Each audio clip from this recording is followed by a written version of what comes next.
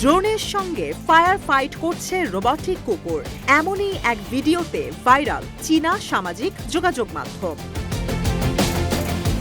Short ভিডিওতে দেখা যায় মাটি থেকে 6.5 ফুট ওপরে উঠছে ইউএভি, যা পটকা বর্ষণ করছে প্রতিপক্ষের ওপর। ড্রোনের ল্যান্ডিং গিয়ারে লাগানো হয়েছে এই ফায়ারওয়ার্কস। অন্যদিকে ইউএভির ওপর রোবটিক ডগ হামলা চালাচ্ছে পাইরোটেকনিক্স দিয়ে, পাশাপাশি নড়াচড়া করার মাধ্যমে প্রতিহত করছে হামলা। শেষ পর্যন্ত এই রোবট যুদ্ধে কে জয় পেল তা এখনো জানা সম্ভব হয়নি।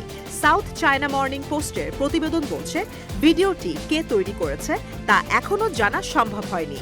এমনকি ড্রোন আর রোবটিক কুকুরটি রিমোটের মাধ্যমে নিয়ন্ত্রণ করা হচ্ছিল নাকি কৃত্রিম বুদ্ধিমত্তার সাহায্যে স্বয়ংক্রিয়ভাবে নিয়ন্ত্রিত হচ্ছিল সে বিষয়েও তথ্য মেলেনি। প্রতিবেদনে জানানো হয়, ইউএভিটির মডেল DJI-T সিরিজের, অপরদিকে গো সিরিজের রোবটিক কুকুরটি তৈরি করেছে ইউনিট্রি রোবটিক্স।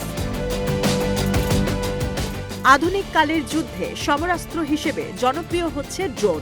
ইউক্রেন যুদ্ধে বিবাদমান দুপক্ষ ব্যাপকভাবে ব্যবহার করেছে ইউএভি। যদিও গ্রাউন্ড রোবটের ক্ষেত্রে এখনো তেমন সফলতা মেলেনি, তারপরেও বিশ্বের বিভিন্ন দেশ তাদের সামরিক বাহিনীতে রোবটের ব্যবহার বাড়িয়েছে। 2022 সালে অগাস্টে রাশিয়ায় অনুষ্ঠিত হয় আর্মি এক্সপো। সে সময় প্রথমবারের মতো নিজেদের প্রথম ডগ রোবটের প্রোটোটাইপ উন্মোচন করে ইন্টেলেক্ট মেশিন, যা বিশ্বজুড়ে পরিচিত M81 রোবট ডগ সিস্টেম নামে। বিশেষ এই রোবটে যুক্ত করা হয় রকেট লঞ্চার। চলতি মাসের শুরুতে ভারতীয় সেনাবাহিনীর কুচকাওয়াজে অংশ নেয় দেশীয় প্রযুক্তিতে তৈরি প্রথম ব্যাচ ডগ রোবট। 4 পায়ের কৃত্রিম বুদ্ধিমত্তা সম্পন্ন রোবটটি পরিচিত মিউস নামে। এতে যুক্ত করা হয়েছে অ্যাডভান্সড থার্মাল ক্যামেরা ও সেন্সর। রোবটিক কুকুরের মধ্যে অস্ত্র সংযুক্তির সুবিধা থাকায় গোয়েন্দা নজরদারির পাশাপাশি কমব্যাট মিশনও পরিচালনা করা সম্ভব।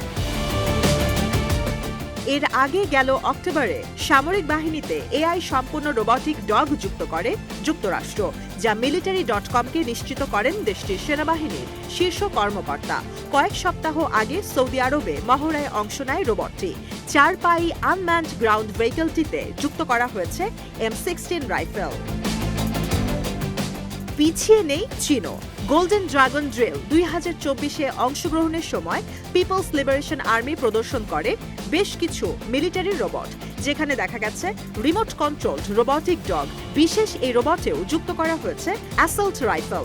মিলিটারি রোবটটি রুট প্ল্যানিং এর মাধ্যমে পথের যে কোনো বাধা নিজ থেকে এড়াতে সক্ষম। বেইজিংয়ের প্রযুক্তিগত সহায়তায় কমব্যাট রোবটে বিপুল বিনিয়োগ করেছে মস্কো। 2 দেশের সম্মিলিত প্রয়াসে তৈরি করা হয়েছে মনুষ্যবিহীন স্থলযান, উড়ান 9, রোবটিক ট্যাঙ্ক, প্ল্যাটফর্ম M ও সোরোটনে। এছাড়াও সম্প্রতি যুদ্ধকালীন মহড়ায় এই রোবটিক ওয়ারিয়রদের ব্যবহার করেছে ইরান। উত্তর পূর্ব ইরানে সামরিক মহড়ায় এই রোবটগুলো অংশ নিয়েছে। গেল রোববার থেকে শুরু হওয়া এই মহড়ায় IRGC-র পাশাপাশি অংশ নেয় আর্টেশ, বাসিজ ফোর্সেস ও কোস্ট গার্ড। ধারণা করা হচ্ছে চীন ও রাশিয়া থেকে কমব্যাট রোবট তৈরিতে সহায়তা পেয়েছে ইরান।